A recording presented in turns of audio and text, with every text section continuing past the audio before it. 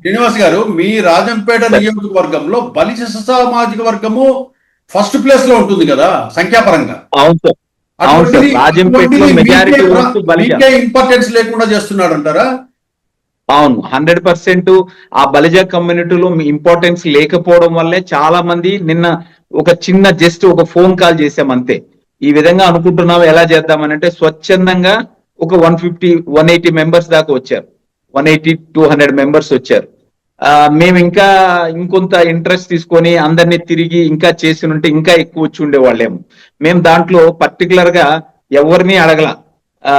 జనసేన వాళ్ళు, బీజేపీ వాళ్ళు ఎవరిని వద్దు అని చెప్పి కూడా చెప్పాం. మీరు అంటే మీ ఇన్ఛార్జ్లతో మీరు బాగున్నారు కదా, సఖ్యతగా మీ పార్టీలో మీకు గౌరవం ఉంది, మా పార్టీలో మాకు గౌరవం లేదు, మా పరిస్థితి ఇలా ఉంది కాబట్టి మేము ఈ విధంగా పెట్టుకోవాలనుకున్నామని అంటే ఓకే, వాళ్ళు కూడా కొంత సరే అని చెప్పి అన్నారు. ఆ విధంగా ప్రతి ఒక్కరు అర్థం చేసుకున్నారు. ఓన్లీ తెలుగుదేశంలో లాస్ట్ 5 ఏళ్ళు బత్యాల చెంగల్రాయల్ గారితో ఎవరైతే ట్రావెల్ చేశారో ఇప్పుడు ప్రజెంట్ పార్టీకి దూరంగా ఉన్నారో వాళ్ళని అందరినీ అడిగి మనం కూర్చొని ఒక మెసేజ్ ఇద్దాం పార్టీకి, ఇలా ఉంది రాజంపేటలో ఏం చేద్దాం అనేసి మాట్లాడుకోవడం జరిగింది.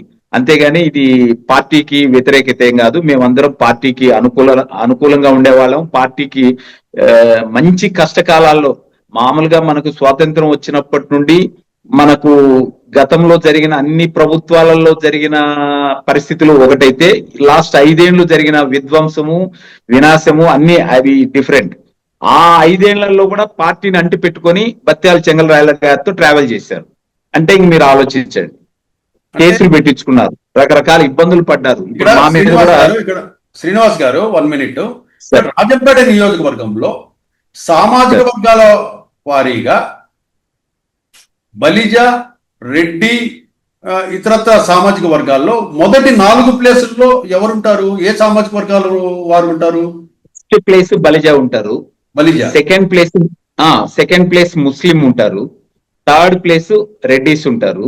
ఓకే. ఇంకా 4th ప్లేస్ మిగతా బీసీలు, ఎస్సీలు వాళ్ళు ఉంటారు. ఓకే, ఇది విషయం. ముస్లిం వర్గాలు కూడా బాగానే ఉన్నారు రాజంపేటలో. ఉన్నారు అంటే Sundupalle major 9,000, nearly 9,000, 8,500, 9,000 only Sundupalle ఉన్నారు. ఇంకా రాజంపేట టౌన్, రాజంపేట సరౌండింగ్స్ లో బాగా ఉన్నారు, వీరవల్లిలో ఉన్నారు. మొత్తం మీద బానే ఉన్నారు.